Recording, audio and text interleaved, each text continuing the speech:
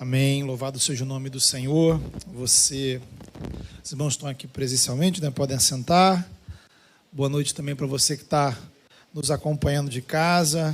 Que o Senhor te dê graça e fale também ao seu coração nessa noite tão especial, noite onde estamos aqui para celebrar a ceia do Senhor, noite que estamos aqui para celebrar, né, a vida da nossa irmã Cíntia, essa mulher que é uma bênção aí em nossa igreja, e você vê que já são tantas bênçãos, e nem é o culto de gratidão, né?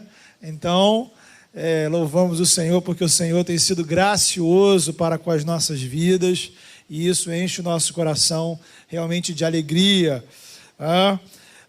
Dando sequência à nossa série de mensagens, que tem como título Viver é Possível, nessa noite eu queria convidar você a abrir sua Bíblia aí, na segunda carta aos Coríntios, capítulo de número 2, a partir do versículo 14.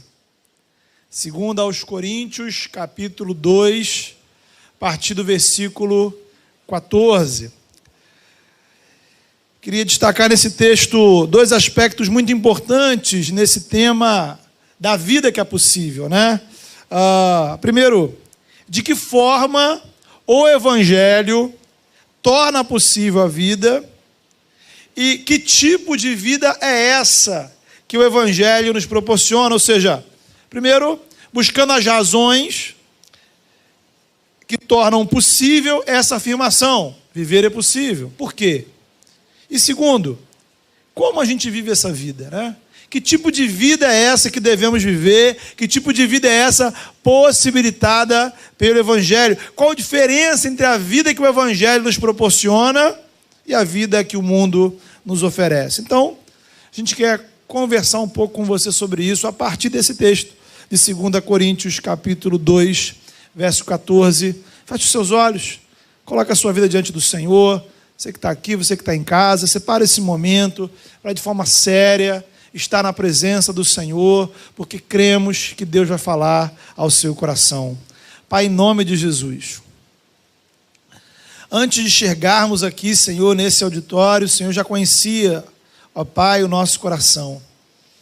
O Senhor sabia, Senhor, e sabe das necessidades de cada um que está aqui, de cada um, ó Pai, que está assistindo, acompanhando esse culto de casa, com a sua televisão ligada, no seu computador, no seu celular. Ó Pai amado, o Senhor sabe das nossas necessidades. Ó Deus, em nome de Jesus, suplicamos que o poder da vida da ressurreição de Jesus venha sobre nós nessa noite, ó Pai. Através da ação do Espírito Santo poderosa. Ó Pai, não apenas nos dando informações, mas agindo, Senhor, de forma a modificar a nossa mentalidade. A gerar em nós vida, Senhor, num contexto, ó Pai, de tanta morte. Gera em nós vida espiritual, vida em abundância, vida de esperança, vida na Tua presença, Senhor. Atua, ó Pai, poderosamente, por meio da Tua palavra nessa noite. É o que suplicamos, em nome de Jesus, Teu Filho. Amém. 2 Coríntios 2, a partir do verso 14, a palavra diz assim: graças, porém, a Deus que em Cristo sempre nos conduz em triunfo e por meio de nós manifesta em todo lugar a fragrância do seu conhecimento. Porque nós somos para com Deus o bom perfume de Cristo, tanto nos que são salvos como nos que se perdem. Para com estes, cheiro de morte para a morte, para com aqueles, aroma de vida para a vida. Quem, porém, é suficiente para estas coisas? Porque não estamos, como tantos outros, mercadejando a palavra de Deus. Antes, em Cristo, é que falamos da presença de Deus com sinceridade e da parte do próprio Deus. Amém. Queridos, esse texto é muito interessante porque ele nos apresenta a dinâmica do Evangelho de uma forma um pouco diferente. Paulo utiliza aqui duas imagens, metáforas que não são assim tão comuns ao longo da Bíblia. Logo de início ele apresenta uma afirmação que, em geral, a gente interpreta de maneira equivocada. Versículo 14 está aí: graças a Deus que em Cristo sempre nos conduz em triunfo. Uma outra tradução vai dizer assim, que em Cristo Deus sempre nos conduz vitoriosamente. Deus sempre nos conduz em triunfo. O que isso quer dizer? Se você acha que Deus nos conduzir em triunfo significa que Deus sempre nos fará triunfar, você está redondamente enganado. O triunfo aqui nada tem a ver com as nossas vitórias pessoais. Sabe aquela coisa que a gente gosta de ouvir, né? É bom ouvir isso. Ora, em Cristo vamos triunfar em todas as batalhas e lutas. Se eu estou com Jesus, agora é só vitória. Pois então, Paulo não está dizendo nada disso. Na verdade é o inverso, o contrário. A expressão conduzir em triunfo era uma expressão utilizada naquela época para indicar a procissão de um exército após a vitória em uma batalha. Então, soldados foram, lutaram, venceram e agora eles voltam conduzindo triunfantemente os prisioneiros. Conduzir em triunfo era apresentar ao público do seu país aqueles que foram derrotados na batalha. Esses aqui são os nossos prisioneiros, porque nós os vencemos. Ora, e o que isso tem a ver com Deus nos conduzir em triunfo? Deus em Cristo triunfou sobre o mundo e sobre os poderes malignos que oprimiam a humanidade.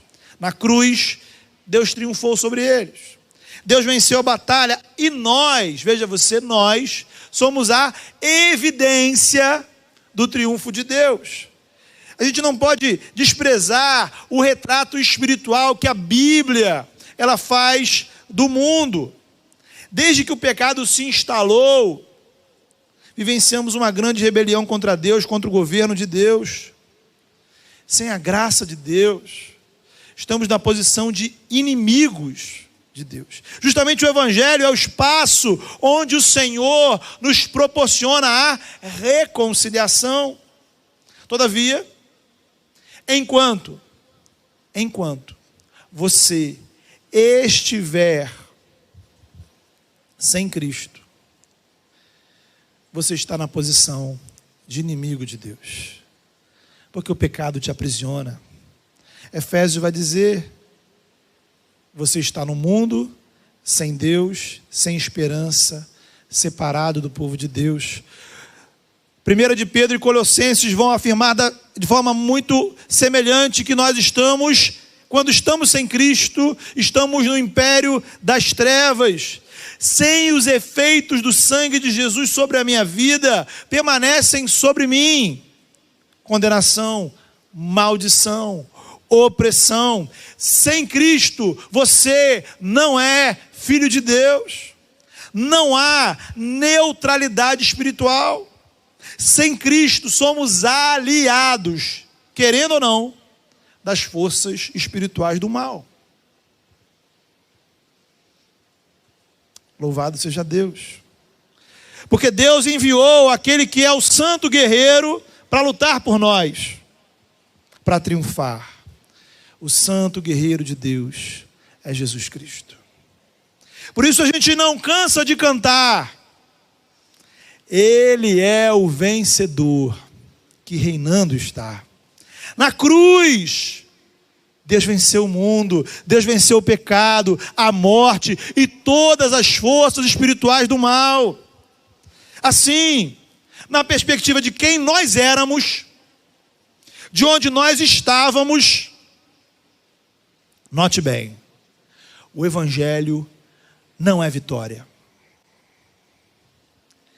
O Evangelho é derrota. Ser cristão é ser vencido pela graça de Deus. Ser conduzido por Deus em triunfo é participar da marcha triunfal que tem Jesus à frente, e nós somos apresentados como aqueles que foram conquistados pelo Senhor.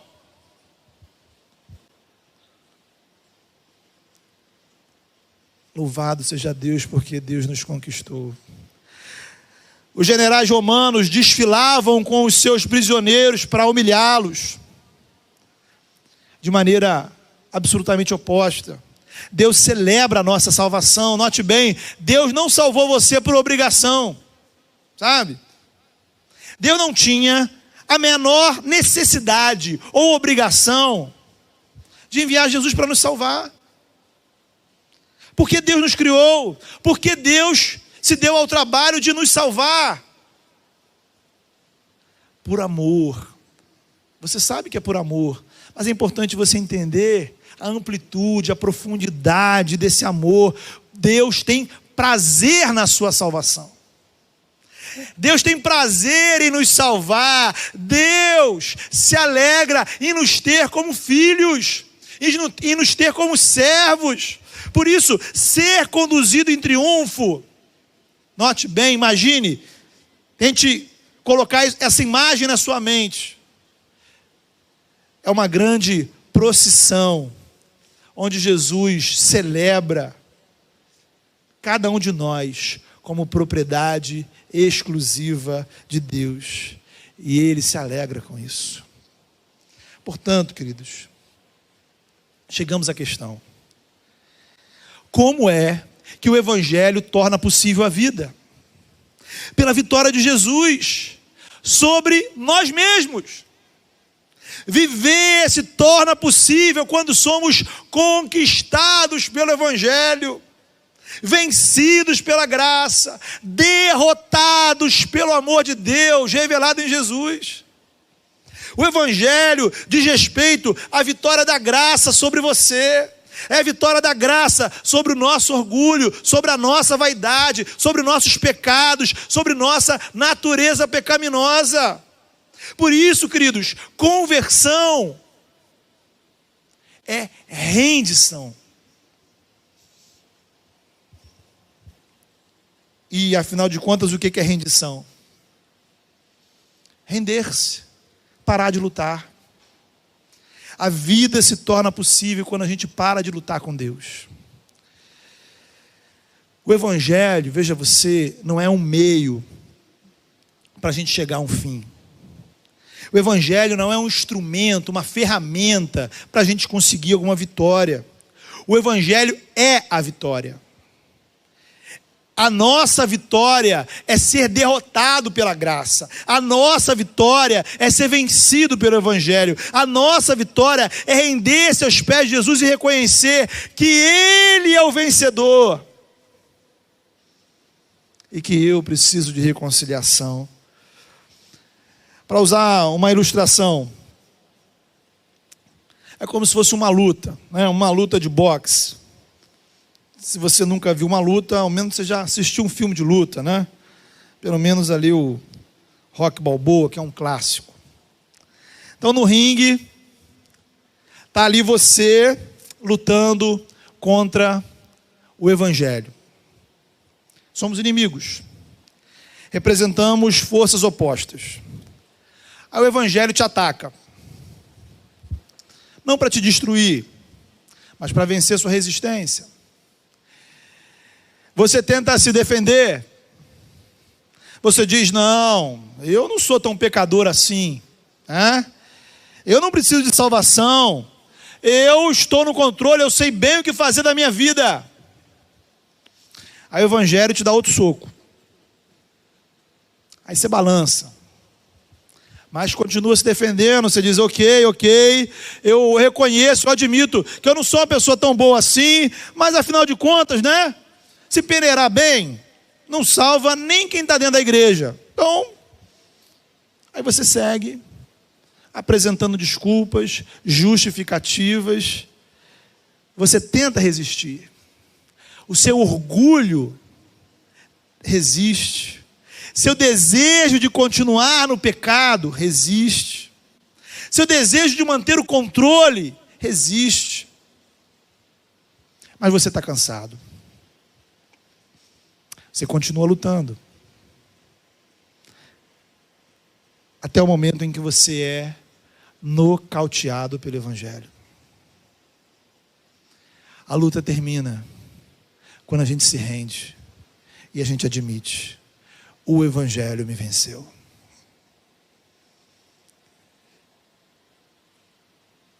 Talvez você esteja nesse momento de resistência. Você é como um lutador que não quer entregar os pontos. Você é orgulhoso demais para isso. O que vão dizer de você? E enquanto isso, o Evangelho vai te incomodando, o Evangelho vai te dando uma surra. Você tenta se convencer que está certo, mas você sabe que o que você está vivendo não é vida.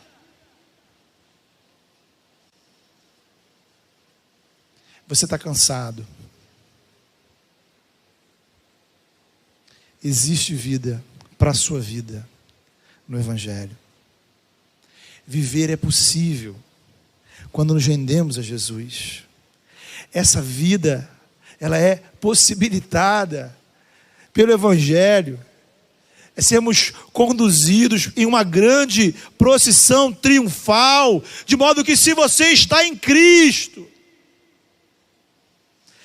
Ele já está conduzindo você em triunfo, porque é o triunfo dele, e Ele já triunfou. Nos proporciona uma outra maneira de encarar a vida, porque, a despeito das nossas frustrações, decepções, das nossas derrotas pessoais, a nossa vitória é fazer parte da procissão triunfal do Evangelho. Nosso triunfo é fazer parte desse grande movimento do reino de Deus. Não se trata das minhas vitórias pessoais, mas justamente de fazer parte do triunfo dele. Justamente Paulo, ele introduz esse assunto aqui na segunda carta aos Coríntios, porque, como apóstolo, veja você, Paulo passava por uma série de situações negativas. Prisões, perseguições, calúnias, tentativas de assassinato, muitas outras. Então, Paulo era um apóstolo, um homem de Deus, e uma vida muito difícil. E muitas pessoas na igreja de Corinto viam essas tribulações como evidência da fraqueza de Paulo. Está vendo? Olha aí. Se fosse um apóstolo de verdade, não estava passando por tudo isso. Se fosse realmente esse apóstolo poderoso, não estaria sofrendo todas essas coisas. Paulo então responde dizendo que a verdade do seu ministério não estava em vitórias pessoais, mas em fazer parte do triunfo de Jesus. Compreender, querido, a mentalidade do triunfo de Cristo é muito importante. Sabe por quê? Porque isso nos afasta tanto da arrogância quanto da culpa. Por um lado, o meu privilégio é fazermos parte dessa grande procissão maravilhosa, chamada Reino de Deus. Cada culto é isso. Estamos celebrando a vitória, não a nossa, mas a dele. Vencemos por Ele, vencemos nele, celebramos o vencedor. A ceia do Senhor existe para isso. É a festa da vitória. O mundo não venceu, o pecado não venceu, os poderes do mundo não venceram.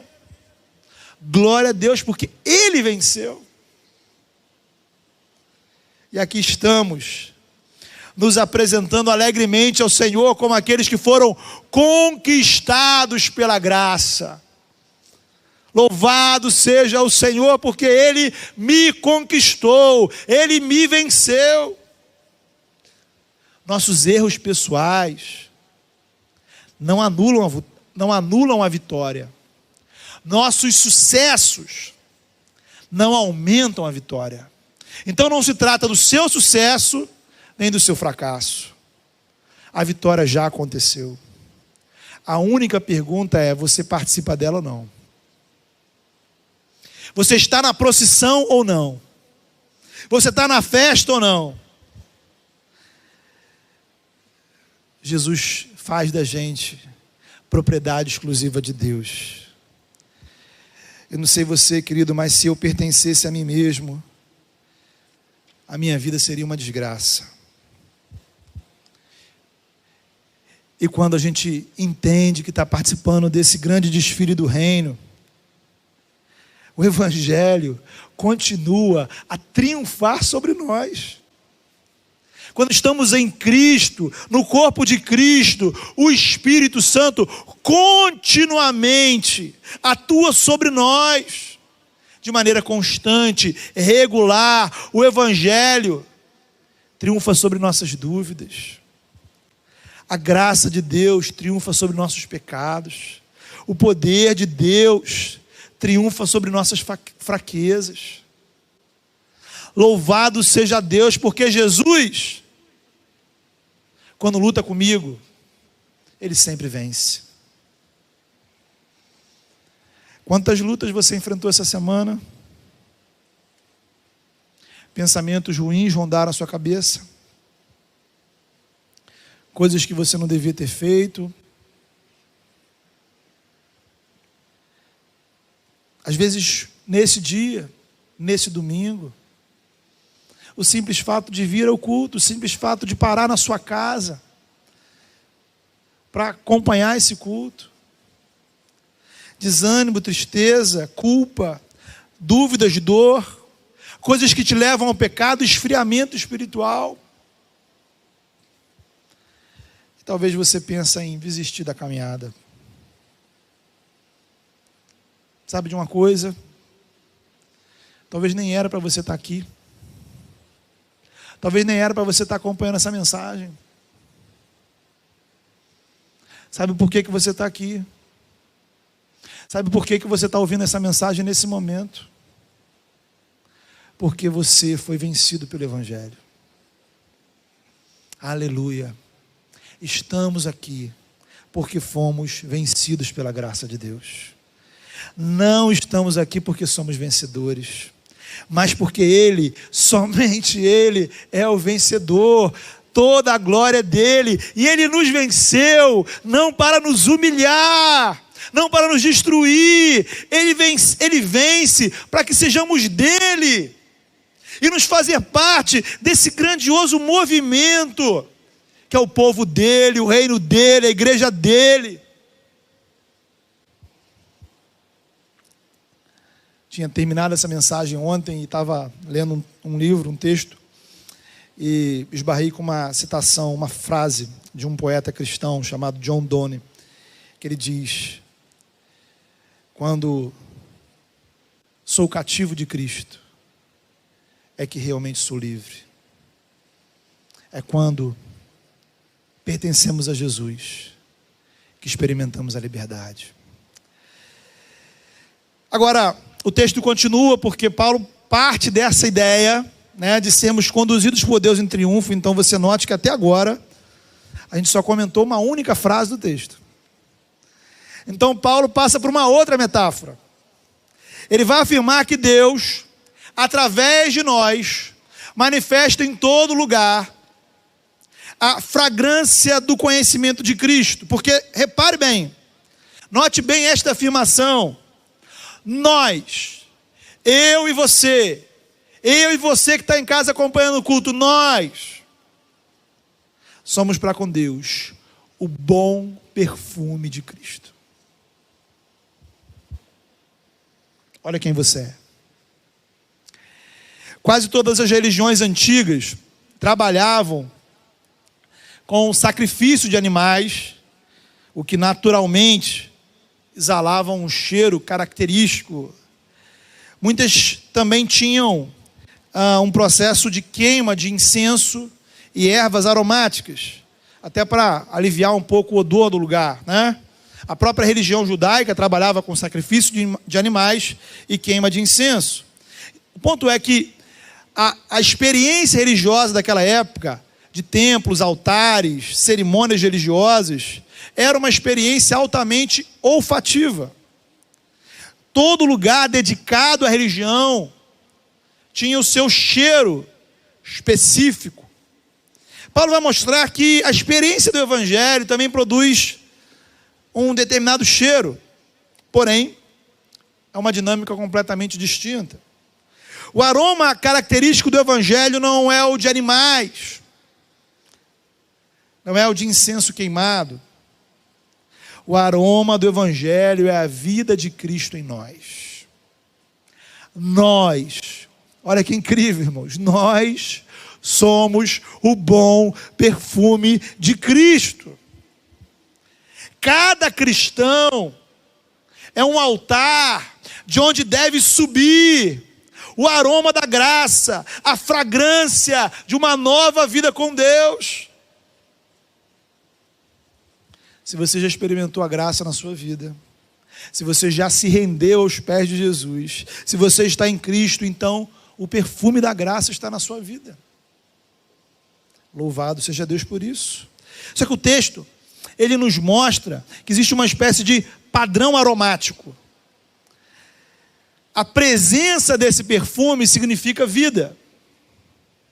A ausência dele significa morte. Aqueles que não se rendem ao Evangelho mantêm sobre si cheiro de morte, que leva à morte. É o cheiro daqueles que ainda lutam contra o Evangelho. O cheiro daqueles que não querem ser derrotados. São aqueles que não se submetem, que não reconhecem o senhorio de Jesus. Eles querem triunfar. Não fazer parte do triunfo de Jesus. Querem triunfos pessoais. Não fazer parte da grande procissão dos que foram vencidos pelo Senhor. Repare, querido, que o texto fala de um cheiro de morte para morte. Essa expressão aí,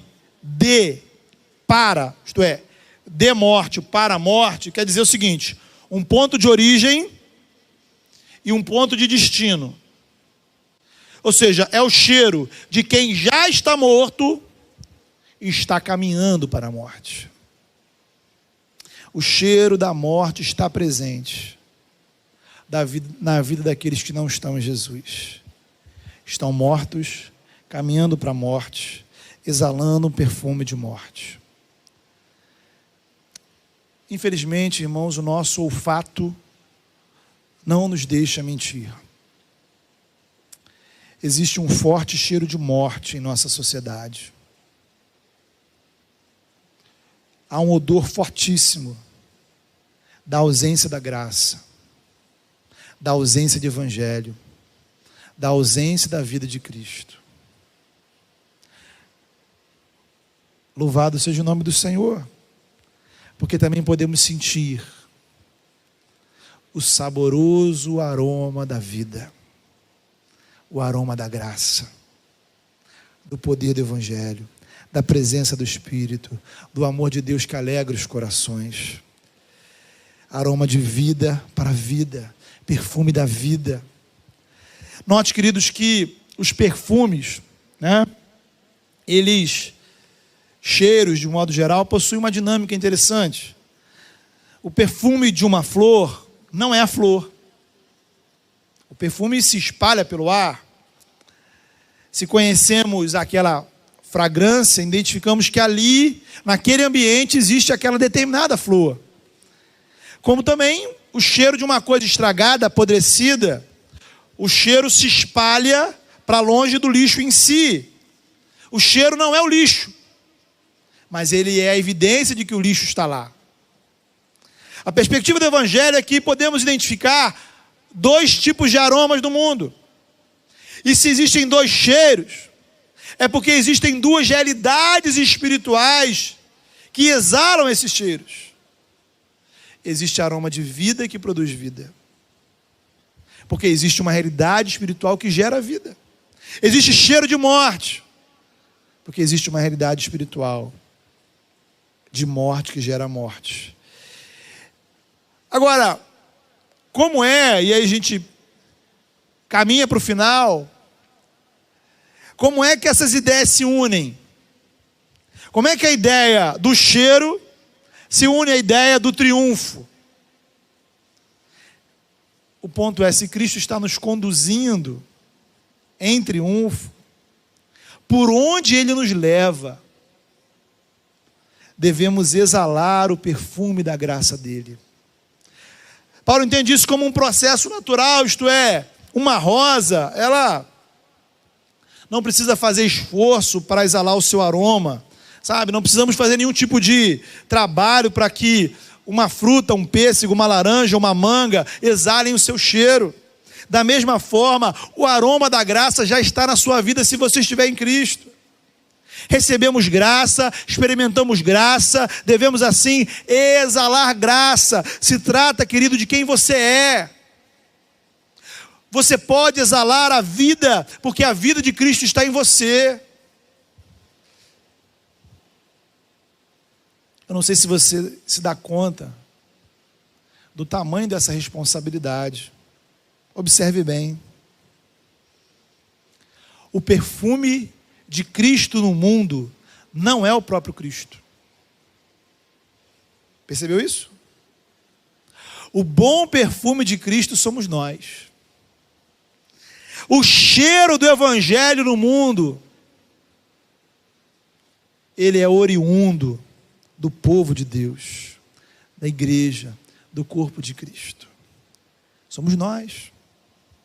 Eu e você, conquistados pela graça, vencidos por Jesus, conduzidos em triunfo, em linguagem bem direta.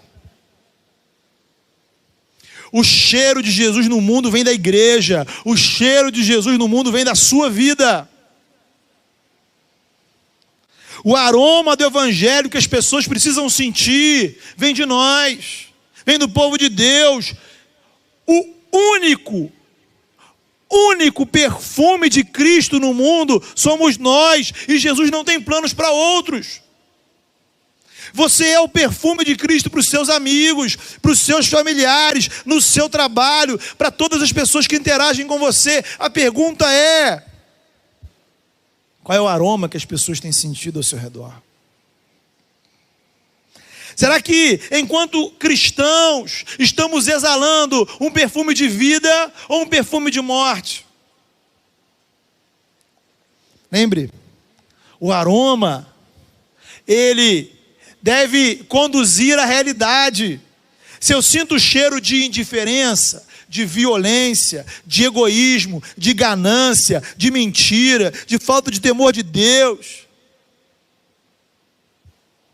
a qual realidade espiritual esse cheiro me remete?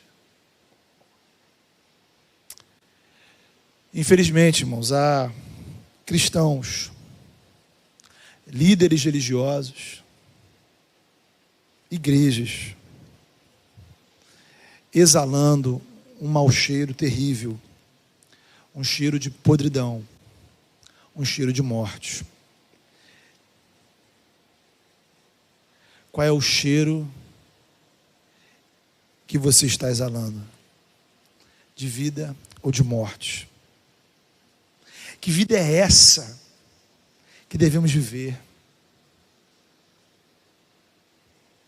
É a vida que exala o bom perfume de Cristo, o agradável perfume da graça.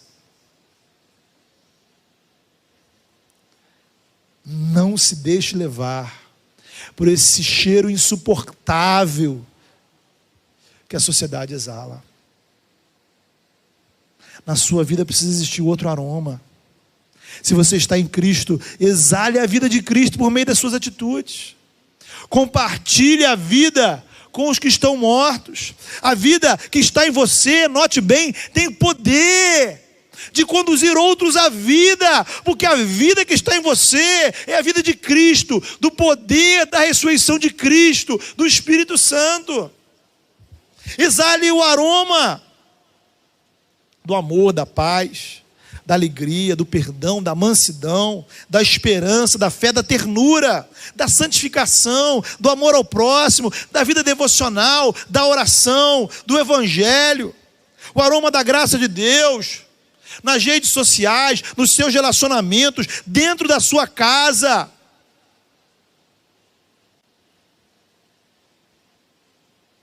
Exale a graça de Deus quando você lidar com você mesmo. Exale a graça de Deus sobre os seus próprios erros. Então, queridos, nós retomamos a questão inicial. 2 perguntas. Importantíssimo você sair daqui com essas 2 respostas. Viver é possível. Por quê? Por quê? Viver é possível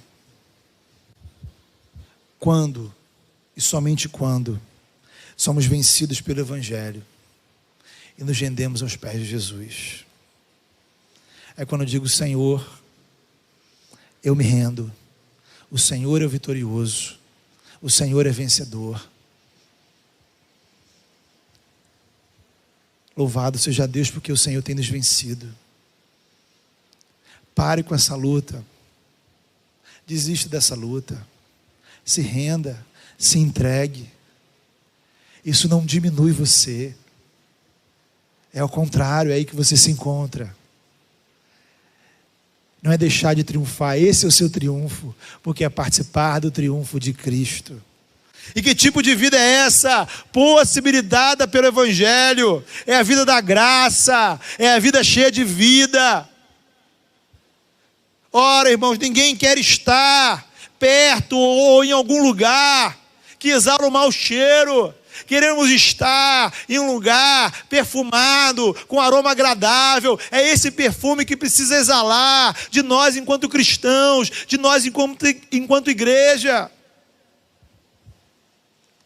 O bom perfume de Cristo é você. Você já é esse perfume. Basta exalar em atitudes o cheiro da graça de Deus. Vamos orar? Fale com o Senhor. Coloque a sua vida diante de Deus.